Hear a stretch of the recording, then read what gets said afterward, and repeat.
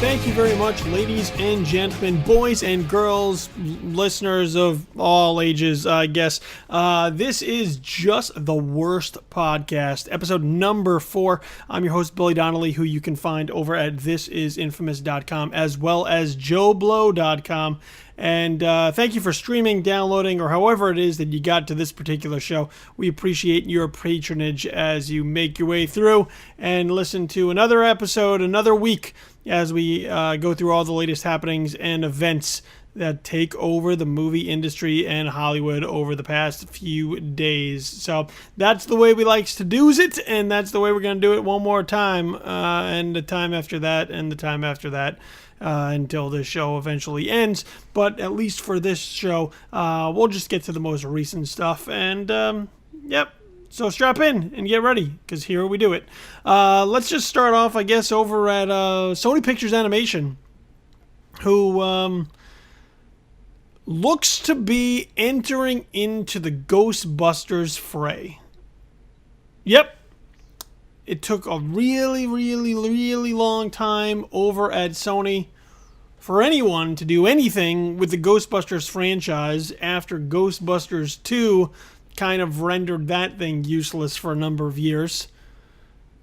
And as the long in development Ghostbusters 3 churned and never happened, eventually Sony was able to move on and develop Paul Feig's Ghostbusters with its all-female crew, which I don't have to tell you, has been the subject of much protest, typically by idiots, assholes, and misogynists who have something to complain about, some bone to pick, with the fact that it's not even a mixed Ghostbusters squad. Like, if there was like one dude in the Ghostbusters, they would actually somehow find that easier to stomach than no dudes whatsoever. The lack of penis on the Ghostbusters is really troubling to some people, and they can disguise it as certain things. You know, they could say, oh, well, nobody wants this remake to happen anyway. And look, I understand there's a fondness for the original Ghostbusters. It's a classic. I love that movie. But mind you, we still haven't seen one frame, not one frame, of Paul Feig's Ghostbusters film for anyone to judge it and say that this thing might be terrible or some type of abomination or disgrace or anything of the sort. All they've literally seen are still photos, which are hard to judge. You could maybe say, I'm not crazy about the vibe of it. But to judge an entire movie based off of having seen nothing of it, it doesn't really work. So that Ghostbusters movie, which is now wrapped, will be coming out in 2016. And now that kind of all the fuss is done away with dealing with the original cast, with Bill Murray essentially having given up his rights over the years, and with Harold Ramis no longer around, everything kind of working under his estate, Sony now has the ability to move forward and create something with this brand that has kind of been sitting there collecting dust for them for a number of years. And let's face it, the Ghostbusters is a marketable property. It's a brand, as a name that people are quite fond of. And as a result, Sony is going to look to cash in with that and do something with it. They're not just going to let it sit on the shelf after all these years. Now that they have the opportunity to do something, they're going to. And considering that they've had to wait all this time to actually do something, now they're just going to hit the ground running. So Paul Feig's Ghostbusters is wrapped.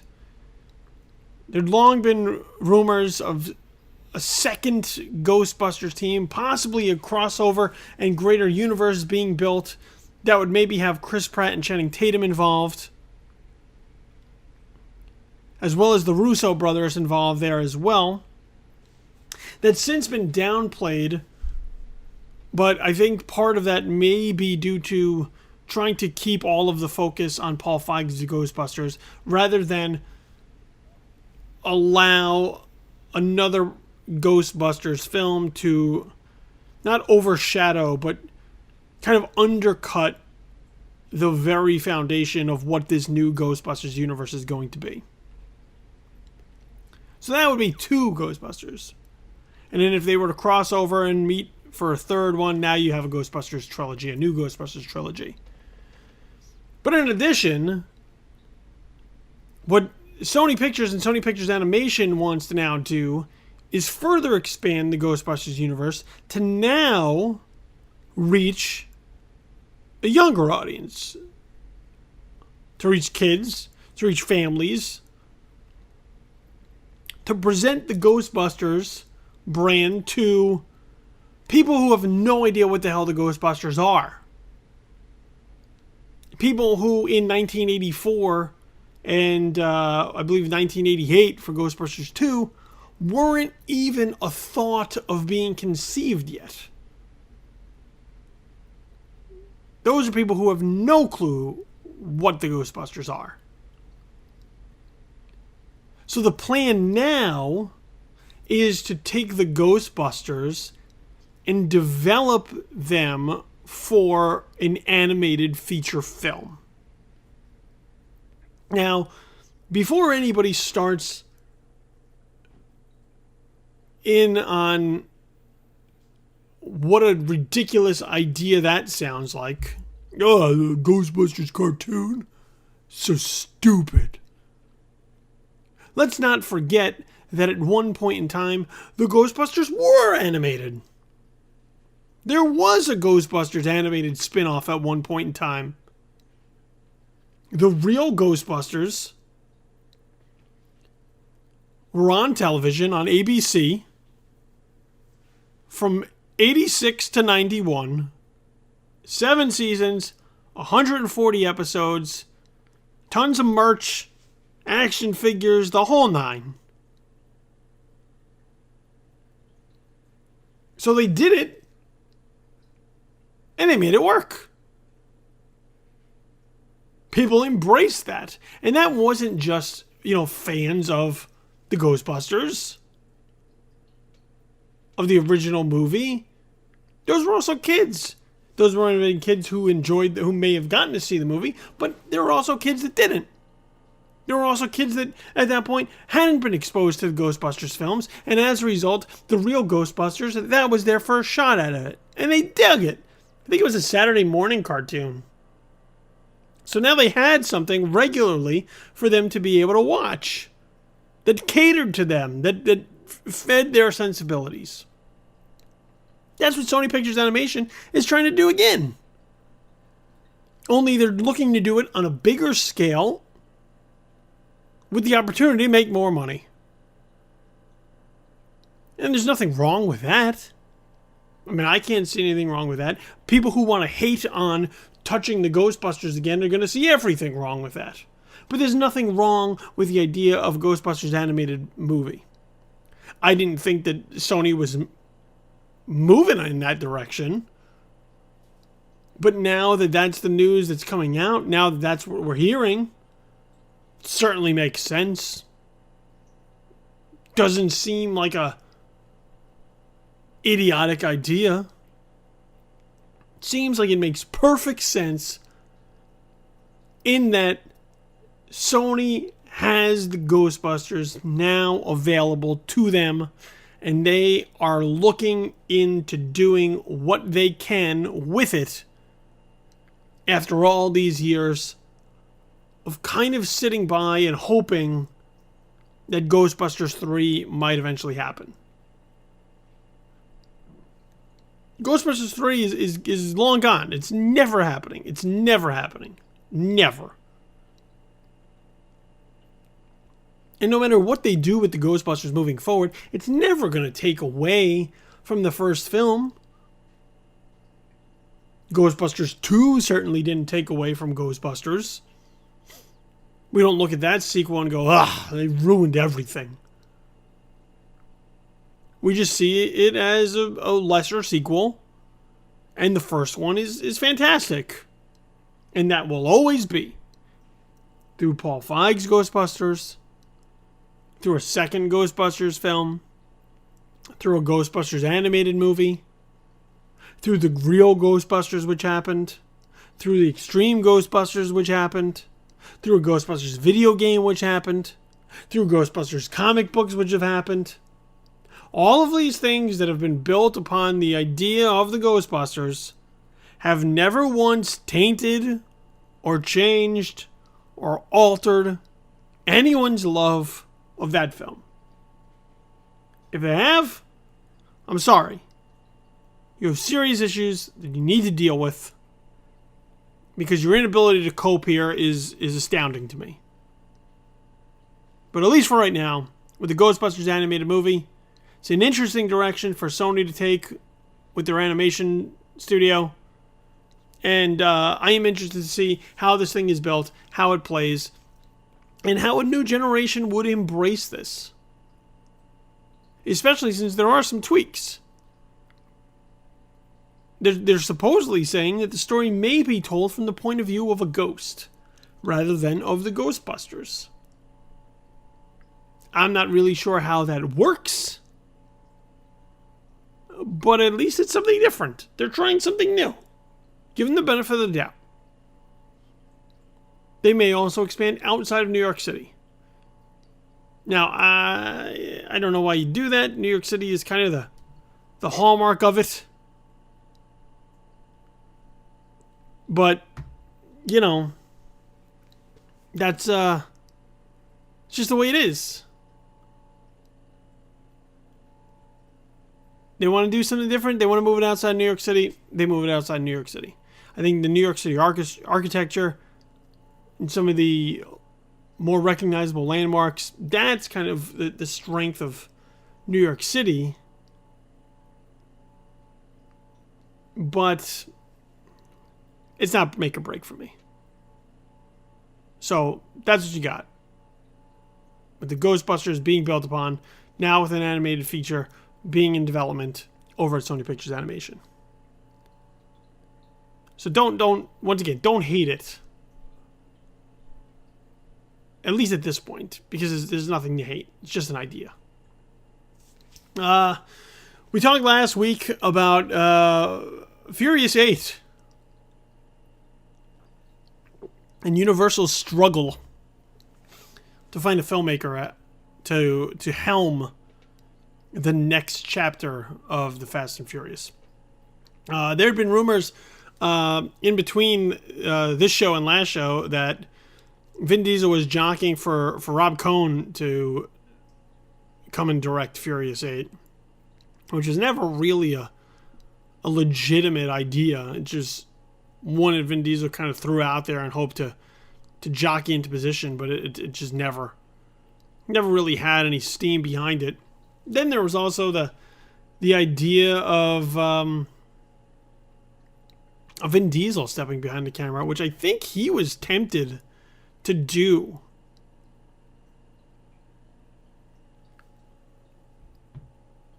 But not to the level of Universal really being willing to just hand it over to him.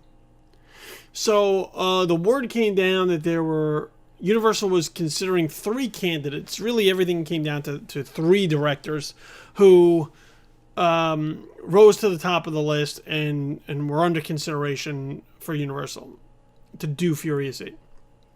One made obviously a whole lot of sense for them, and that would be F. Gary Gray, who just delivered to them a summer hit that they didn't expect with Straight Outta Compton.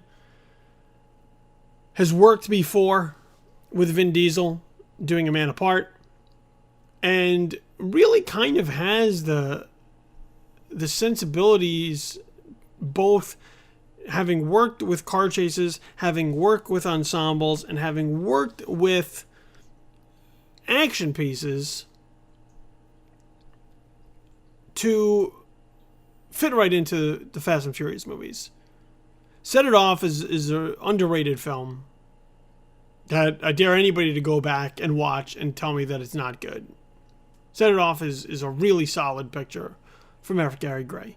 The Negotiator, I couldn't even tell you how many times I've seen that movie over the years. Usually when it's playing on TV on like Saturday afternoon and you're not doing anything and you're like, oh, The Negotiator's on? I'll keep it on. And you watch it all the way through and you're like, I forgot how good this movie is. And then The Italian Job. So F. Gary Gray, who Universal right now is incredibly high on, seems like an easy choice. A sensible choice to step in now that James Wan is going back to do The Conjuring 2 and that Justin Lin has moved on to do Star Trek Beyond. Now, Louis Leterrier was also one of the names that was thrown about.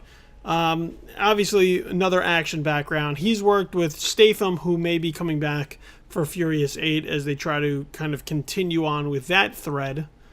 Having done the first two Transporter movies, also did The Incredible Hulk. Clash of the Titans, not really a solid showing, but he's known for being an action guy. Which is, I think, is something that Universal wanted. Someone with action experience who can kind of just execute what Furious 8 needs to be as they move into this final trilogy to wrap up with Fast and Furious 10. But Leterrier doesn't really have the dazzle to his name that others would have.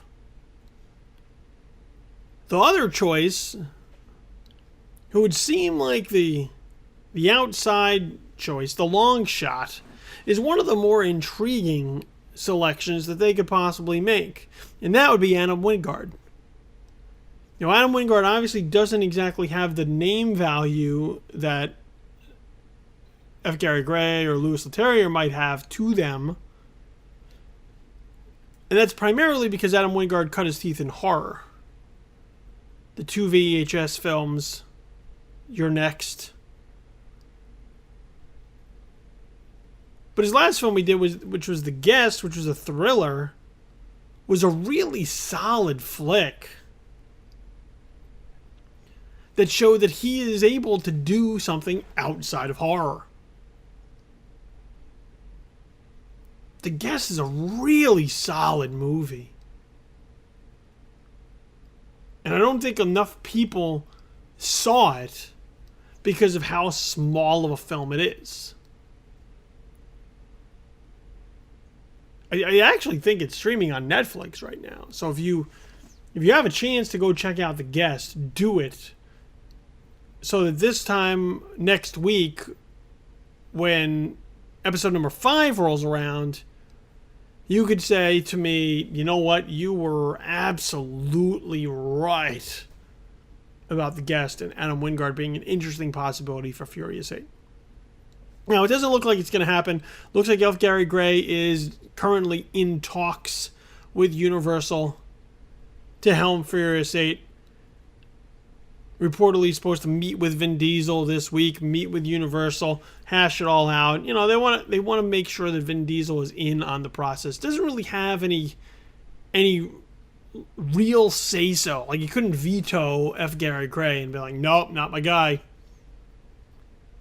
But, you know, they want him to feel involved, and if he gives off the right vibe, then obviously they would pull the trigger. But as it stands right now, it looks like it's F. Gary Gray's job to lose or to take. And that will move the Fast and Furious movies forward as we get towards, once again, these final 3 films that will then wrap up and put a nice, tidy farewell bow on what started out as a small, surprising street racing series and has now turned into one of the premier action franchises that Hollywood has alive today. Who would have thunk that all those years ago? Another franchise, though, that continues to build. Mad Max. George Miller has said now that there are 2, not just 1, but 2 more Mad Max sequels that he can make. 2. Just think of Mad Max Fury Road and then multiply it by 3. And now we have a new Mad Max trilogy. Apparently, while Mad Max Fury Road was in development and all the time it took to finally get this film made, about a decade of start and stop and start and stop. And oh, we're going to make it. And oh shit, that's an obstacle. And oh wait, now we're going to make it again. And oh shit, we're stopped again. And oh wait, like that's the legacy of Mad Max Fury Road. But as we learned, good things come to those who wait. And what we wound up with over the summer was an unbelievable movie that so many people love. It's rare that you have a movie of that magnitude that people embrace so wholeheartedly because it's so good that they keep going back to the theater over and over and over and over and over to see it. I know people who saw it like 5-6 times. That's how much they love that movie. And now we're talking about maybe getting 2 more. So during the process of trying to make Mad Max Fury Road, apparently 2 scripts came up in the process. They were able to concoct 2 other ideas to help flesh out this world. Sorry about that. And right now, they're currently talking to Warner Brothers, who is happy as a pig in shit with Fury Road, about possibly doing these 2 other ones. Now, right now, they don't know which one will happen first. George Miller's still trying to figure out which is going to happen first. And look, let's face it, like George Miller's not getting any younger. But the fact that he, at his age, could make Mad Max Fury Road makes me think that this dude is pedal to the metal when it comes to making 2 more.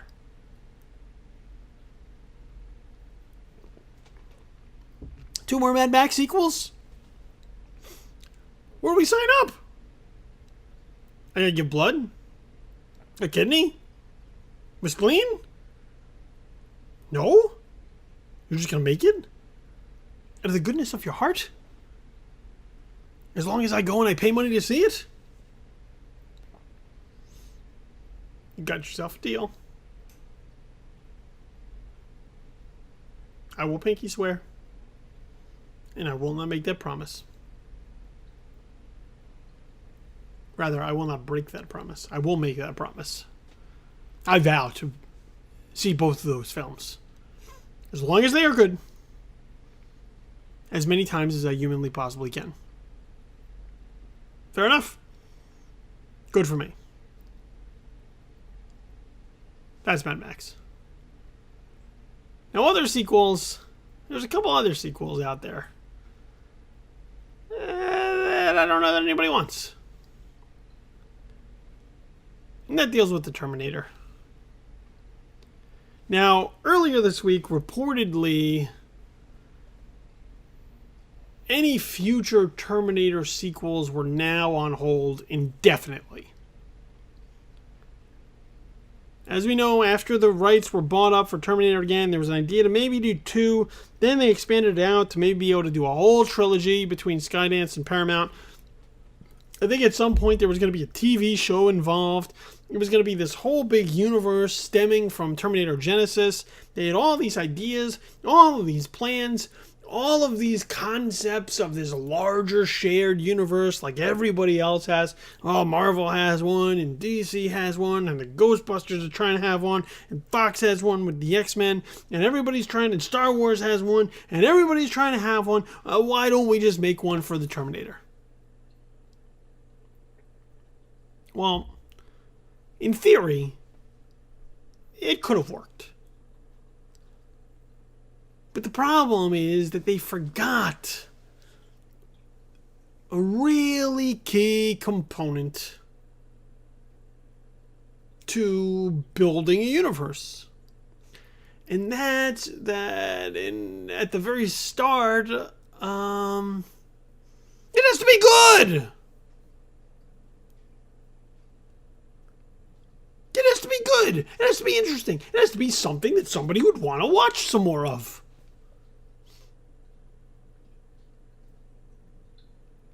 It can't be something that nobody wants more of.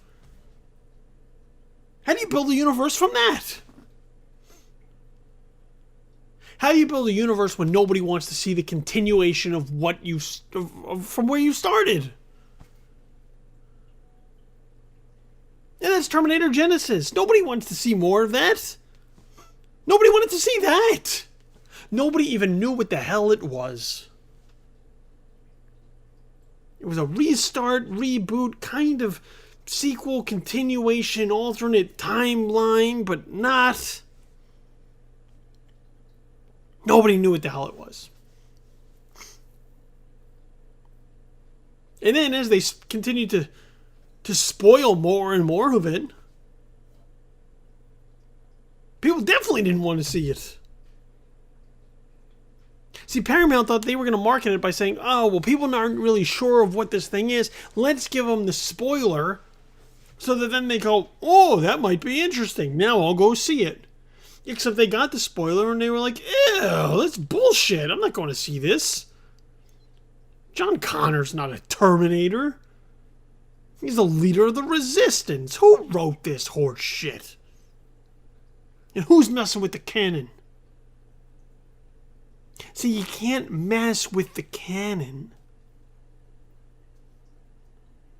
Even something like Star Trek figured out you don't mess with the canon. You just create an alternate timeline so that the canon still exists. And then you can go off and do new things. Terminator thought that they were going to do that with Genesis, except the fact that they were still on one timeline and just messing with the same characters ultimately ruins the canon. See, this is one of those instances where the original's not ruined, just what the original laid out is ruined. Unless, of course, as most of us do, you just pretend that Terminator 3 Rise of the Machines and Terminator Salvation and Terminator Genesis just don't exist. You know, like what we do with Die Hard. Like, you just pretend everything after Die Hard 2, Die Harder just doesn't exist.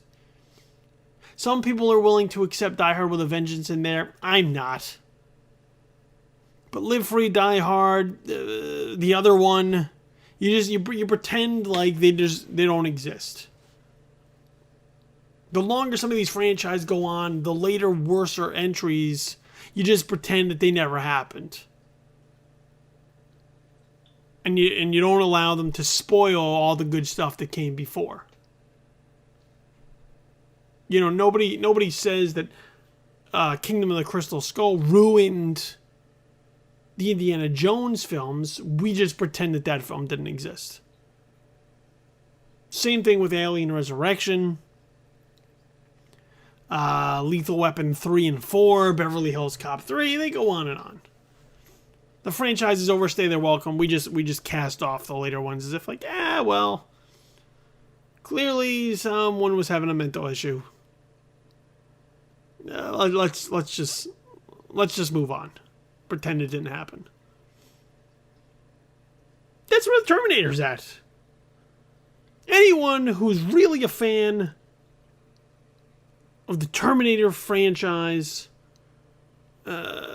essentially stopped caring after 2. We gave 3 a shot. We hoped, and then we were like, well, it's okay, but like, really doesn't belong. Then when Salvation happened, and people were hopeful, and then we just got Christian Bale yelling all the time, we knew it was all downhill. So the failure of Terminator Genesis isn't really that much of a surprise. It just goes to show that there is no more story left to tell here. Because no matter what happens, it goes right back to Sarah and John Connor and stopping Skynet and Skynet becoming aware and the rise of the machines and the resistance and over and over. Every film is the exact same movie over and over again. It's the same mission. It's the same characters. They do the same thing. They find the same results. And then once it's all done, they realize, shit, that didn't really stop anything. Like, we got to do it again. And that's where Terminator Genesis went. That's where whatever was supposed to happen after Terminator Genesis was probably supposed to go. That's what happened after that movie was supposed to probably be.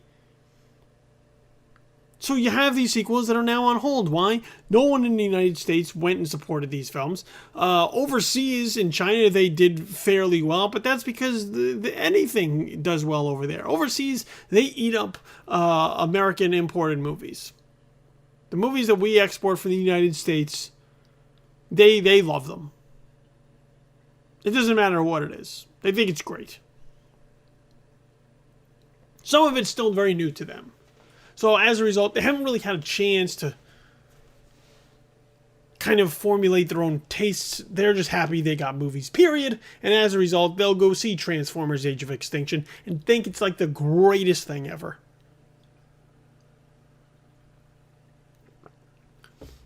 So, Terminator Genesis actually did well overseas, but the movie's still losing money. A lot of money to put into a Terminator movie that nobody cared about. So the idea was that, well, now they're going to put these sequels on hold indefinitely because clearly no one wants to see the Terminator. The Terminator's done. Nobody wants to see Schwarzenegger as the T-800 anymore. Nobody wants to see any more kind of rip-off ideas of Robert Patrick's T-1000. Unless James Cameron's like, I want to make a Terminator movie. I got a great idea. Which, would have to wait years and years and years until, like, he's finished with his Avatar obsession. There's really no more story left to tell from the Terminator. The problem is that the rights have been bought up. And as we've seen, no one buys these things up to let them sit on the shelf, whether they succeed or they fail. They'd rather keep throwing money out there in the hopes that they could turn things around than just say, that was a failure, let's just bury it. So Dana Goldberg, who's the Skydance Media Chief Creative Officer, speaks out recently after we had heard that these sequels were on hold indefinitely, and says she wouldn't really say that they're on hold, just that they are readjusting. Which means, at some point in time,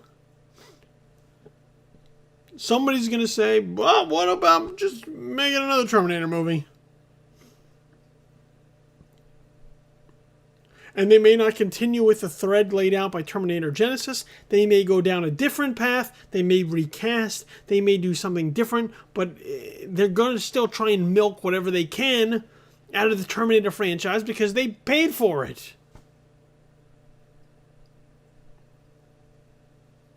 So once again, you have movies being made about subjects that people don't want to see for audiences that really don't exist. If that's how Skydance and Paramount want to spend their money funding films like that, like, what am I supposed to say to that? That's your prerogative to go make a Terminator sequel that nobody wants to see? Once again, just rehashing the same story that everyone's kind of grown a little bit tired of and know how it plays out?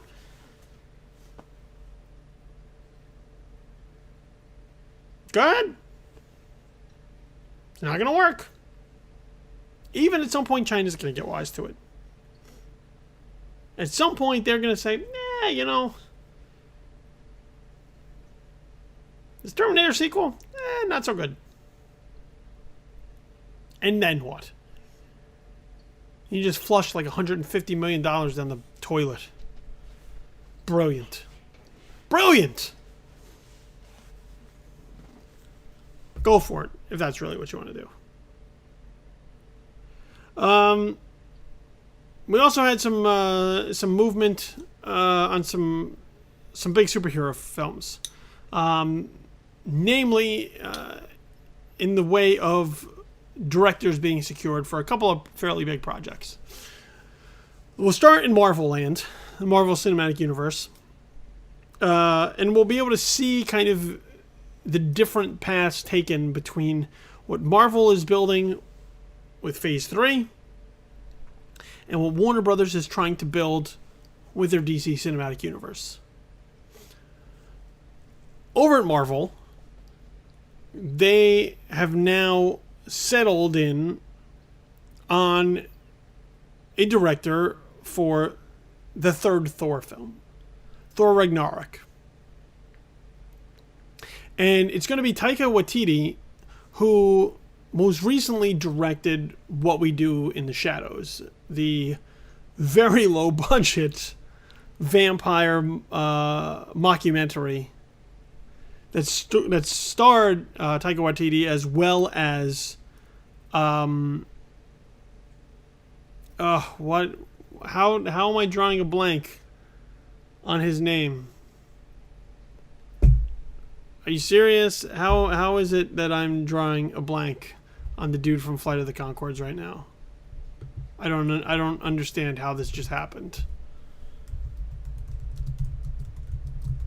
Especially being like a huge Flight of the Conchords fan, how this happened. Jermaine, that's right, Jermaine Clement. Why? I can only have Brit in my head. I don't know how that happened.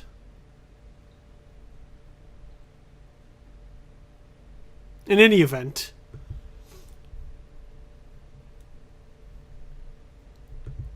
Taika Waititi is going to direct Thor Ragnarok.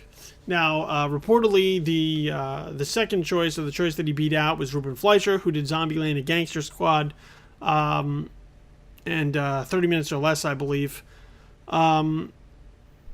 But once again, here we have filmmakers with at least some level of experience. I don't necessarily know how exactly Taika Waititi factors in here, due to the fact that he's never handled a film of this magnitude for a juggernaut such as Marvel. What We Do in the Shadows is an incredibly small film, really funny. And once again, lots of handhelds, just very, very simple. And the third Thor film, probably not going to be that. Big costumes, big sets, big effects, much larger than something like What We Do in the Shadows. But as we've seen in the past, Marvel has been able to find the right filmmakers to fit the right projects and set them up for success. Now, it doesn't always happen. Alan Taylor did not have a really good experience with Thor: The Dark World, which is one of the lesser Marvel films that exist in the MCU.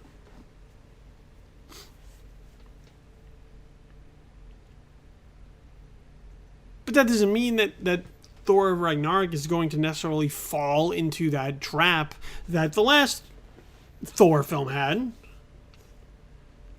It's a new film, and it's a new approach. Hopefully they take what the mistakes that were made in the last film and learn from them and try and make a stronger Thor film. I thought the first Thor was actually pretty solid. The Kenneth Branagh film I thought was pretty solid. I know there's some people that aren't crazy about it. But I like the Shakespearean aspect of it. Obviously, Loki is a key component of that. I thought the first Thor film was actually a pretty solid film. Thor 2, not so much. So hopefully Taika Waititi, at least with some directorial experience, can help right the ship and make Thor Ragnarok an interesting Thor film. Because for my money, the only superhero in the MCU who has consistently been involved with solid solo efforts is Captain America. He's 2 for 2. And if Captain America Civil War even lives up to half the hype, Captain America will be batting 1,000 thus far. Iron Man, Iron Man 2 is the worst of the MCU by far. And I'm not a fan of Iron Man 3 either. And Thor, he's only got 2 at-bats at the plate. So there is a chance that Taika Waititi can at least help write this thing a little bit and get him with a better batting average than Iron Man, which would be pretty amazing. But as we know, he's kind of there to help execute Marvel's vision. A lot of the stuff will be composed in post with Kevin Feige involved. And this is a big film as they build closer and closer to Infinity War. So this isn't a choice that they made lightly. I just hope that it's not going to be a film that only informs us that Infinity War is on the horizon. This is a film that legitimately tells a good, solid individual Thor story, which is something that Dark World certainly did not do. Now, on the flip side of that, over at Warner Brothers, the studio is in talks with someone to direct their Flash movie within the DC Cinematic Universe. Now, there had been rumors for a while that Phil Lord and Chris Miller were the targets, and then they stepped away or backed out or fell through. They moved over to Lucasfilm. They're doing the young Han Solo movie, the Han Solo prequel, and they're out of the MCU, or the DCU, rather. So Warner Bros. Had to go looking for somebody else. And who do they wind up being in talks with right now? Seth Grahame-Smith. Now, if you don't know Seth Grahame-Smith is most known for his Jane Austen mashup novels. Not just Jane Austen, but he burst onto the scene with Pride and Prejudice and Zombies, and then followed that up and did Abraham Lincoln Vampire Hunter. So 2 kind of historical mashups. On the page, really funny to read, really clever, really interesting, very different. And that was Seth Grahame-Smith's, that's how he put himself on the radar. He has since now moved into being a screenwriter, and the results have been far from good. So he penned the adaptation of his own book, doing Abraham Lincoln Vampire Hunter, which, good book, terrible movie. Couldn't even get his own work right in adapting it to the screen. Also wrote Dark Shadows for Tim Burton, which is not really good. Once again, just another one of those off-kilter, weird Tim Burton films with Johnny Depp doing whatever the hell it is that Johnny Depp does sometimes.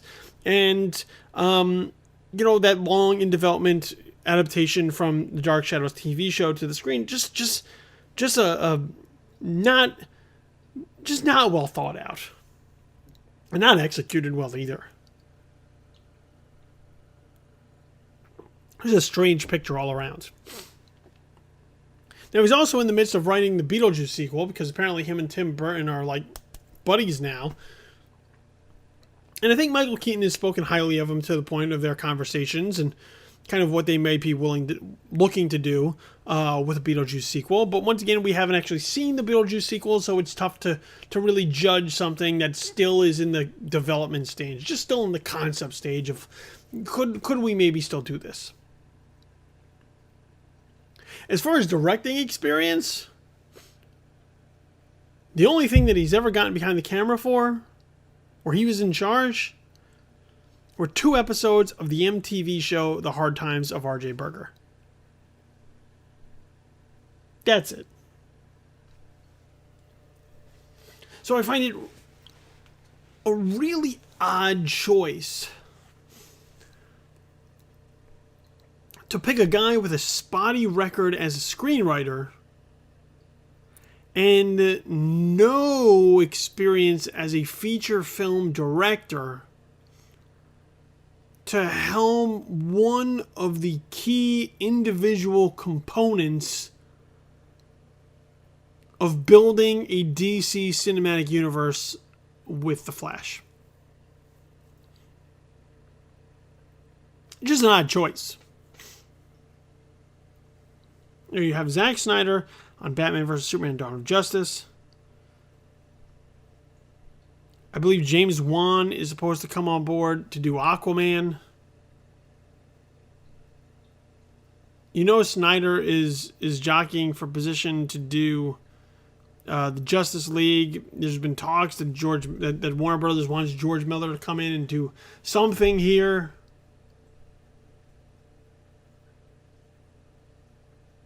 It's just a. But at least even David Ayer, who's doing Suicide Squad, at least these are directors who have done something.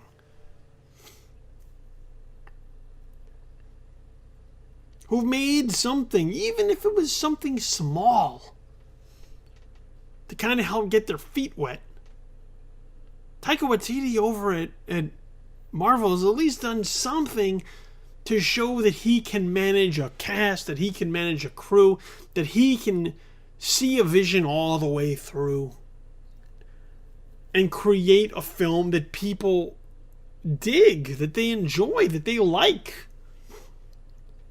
Seth Grahame-Smith is yet to be able to do that. Now, I would hope he'd maybe just go make something. Grab a camera, go make something. Because if this is just on the idea of like a strong pitch for what The Flash could be, not a lot of confidence in that one. Just saying. There are more capable and established filmmakers out there who have proven that they could handle a film of the Flash's nature than someone who is not only never made a film of this scope, but has never made a film ever at all. Look, and this isn't a Marvel versus DC thing. This is was no one else better available kind of thing. And once again, kind of, I think, separates the two companies as far as how they choose to go about building their shared universes. One finds filmmakers that they think properly fit the property, and the other has shown that they are willing to let the filmmakers kind of craft something in their own vision and then morph it together into this larger thing. But a guy who's never made a movie before, taking one of those solo superhero efforts,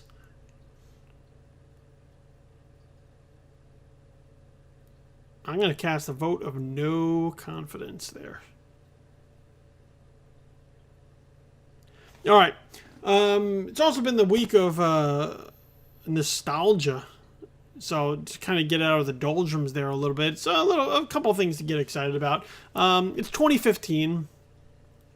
So it is not only the 30th anniversary of Back to the Future, it is also the year that Marty McFly goes into the future. I believe October 21st, 2015 is the year that Marty McFly goes into the future to save his kids from going to jail and his whole family being destroyed, and you know the story. And that's done in Back to the Future 2, Part 2. So this week there were a couple of cool nostalgic things that fans of Back to the Future 2, Part 2, could get excited about and get beyond. Number one, Pepsi announced that they will be releasing a special collectible bottle of Pepsi Perfect, which is the drink that Marty McFly orders when he goes into the Cafe 80s in Back to the Future Part 2 in the year 2015. So they're going to release these, I believe, once again on October the 21st. Going to be releasing them online for $20.15. And I think there's like only like 6,500 bottles available. Like, it's a real limited run. So if you're a Back to the Future Part 2 fan and you want this thing, to collect dust or put on your desk or something, it's going to be out there. You're not going to want to drink it, obviously, because no one should pay $20 for a Pepsi. Ever. In the movie, I think Marty pays $50 for the Pepsi Perfect. But that's because they didn't know what the hell they were doing back in the 80s. They didn't know what the cost of things were going to be. So the Pepsi Perfect is going to be available. It's just going to be like Pepsi made with real sugar inside. But once again, you're not going to want to drink it. You're just going to have it look cool. So people go, oh my God, is that you? And you're like, yeah, I got one. And that's going to be it. So Pepsi Perfect somehow managed to beat Hoverboard to the dance as far as things from Back to the Future Part 2 that will actually exist.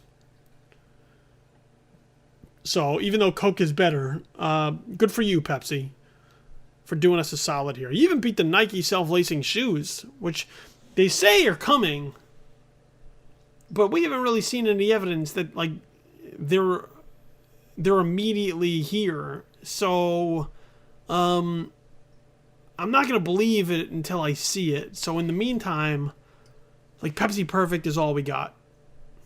Oh, and hopefully people start wearing two neckties. And like that becomes a thing. That might be kind of cool. So Pepsi Perfect will be there. And if you're at New York Comic Con, which I believe is this weekend, there's a Pepsi booth where you can go out and try and win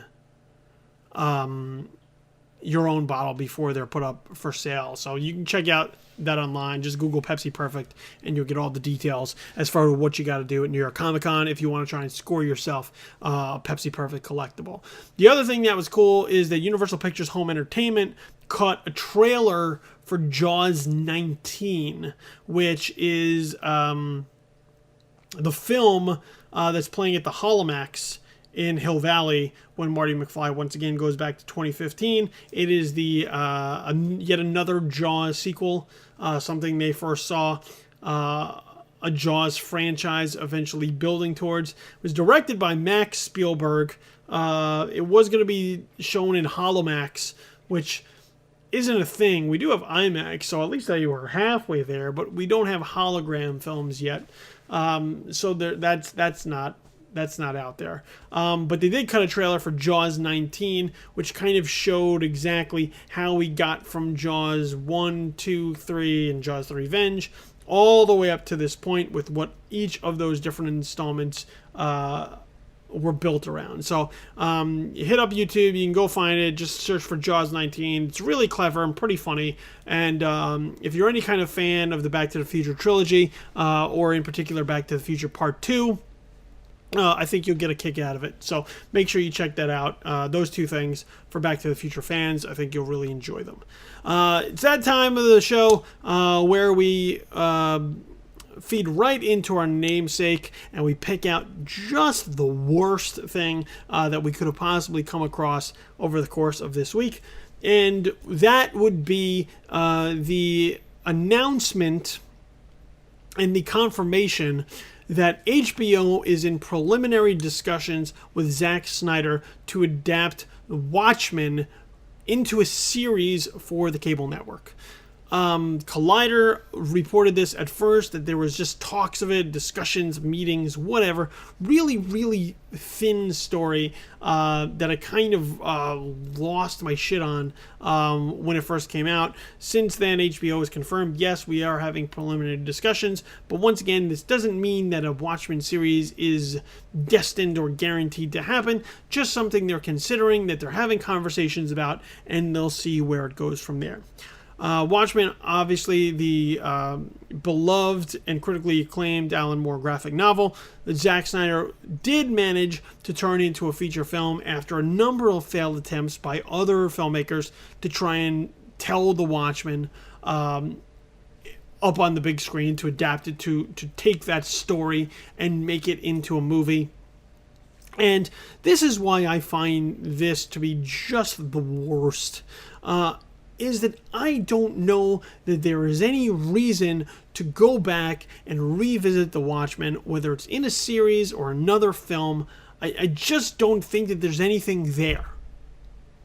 As you know, I realize that there are people who previously had said the best way to possibly tell The Watchmen would probably be in a series, but that time has come and gone. We already have Zack Snyder's film on the books. This thing exists, and it's pretty good. I know Snyder gets unfairly knocked far too often, and probably much more than he could ever possibly deserve. As far as I'm concerned, he really only has one bad film on his record, and that would be Sucker Punch. Even Man of Steel isn't bad. It's just, I don't like it. I think it's okay. It's not terrible. It's just not for me. I think it's a weak Superman film. And just the tone and whatnot don't do it for me. But I would never say that it's like a disaster, like a horrible film. I've seen disasters and I've seen horrible films. And Man of Steel is not one, and neither is The Watchmen, which I think people have far too many issues with, considering how difficult that book is to adapt. Many better filmmakers than Snyder tried to make The Watchmen, and they couldn't do it. And I think what Snyder did is he made probably the closest thing that you could ever possibly get in trying to make The Watchmen into a movie. Like, he did it about as well and as close as you could possibly do while maintaining the spirit of that book. And the tone and the aesthetic, the whole thing is there. If you have problems with the adaptation, it's because the book itself is tough to adapt. So I don't know that you can hold it against him for a movie that doesn't live up to your standards, because I don't know exactly what you were hoping to get out of it. I just know that because Snyder essentially blew his wad making that film, I don't know that we need more stories to tell of The Watchmen on HBO. They went to the comics, they took the prequel route with Before Watchmen, and it's not nearly as good. You can't go after The Watchmen and tell that story, because, let's face it, that dynamic is kind of blown already. So I don't know what a Watchmen series could possibly be. And look, HBO has done some really wonderful things with their original series, including adapting things to their small screen that have been nothing short of exceptional quality. Game of Thrones being a prime example.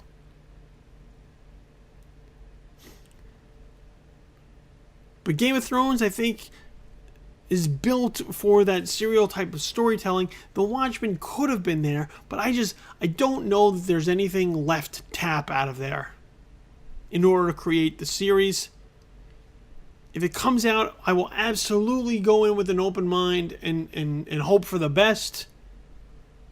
But just the idea of going back to The Watchmen and trying to do something either that's not as good or the same thing, well, for that, I call Zack Snyder's Watchmen series at HBO this week just the worst. That's going to do it for this episode of Just the Worst Podcast. This has been episode number 4, so I thank you very much for checking it out, downloading, streaming, or listening. However it is that you got it into your ears, I'm appreciative of that fact. I'm your host, Billy Donnelly. You can find me on Twitter at InfamousKid or on Facebook at facebook.com/BillyTheKid. You can also find us here at Just the Worst Podcast on Twitter at JTW Podcast or on Facebook, facebook.com/JustTheWorstPodcast. JustTheWorstPodcast.com, still in the works. We're trying to get it just right. Once we launch it, you'll be the first one to know. So once we get that, you'll be able to set up all your feeds, whether they're iTunes or Stitcher or once again SoundCloud as you pull it as you do now. So all that is it's in the works. We're getting it lined up. We're just trying to make sure it's just right. But my people tell me that it is coming along and it won't be too much longer. So just a little bit more patience and then we'll have it ready to go for you. Once again, I've been your host, Billy Donnelly. You can find me at thisisinfamous.com as well as joeblow.com. And we'll be back next week for episode number 5 to talk about, once again, the latest developments and events and occurrences and happenings in Hollywood and the movie industry. Until then, you have yourself a good weekend and go see some good flicks. I'm out. Peace.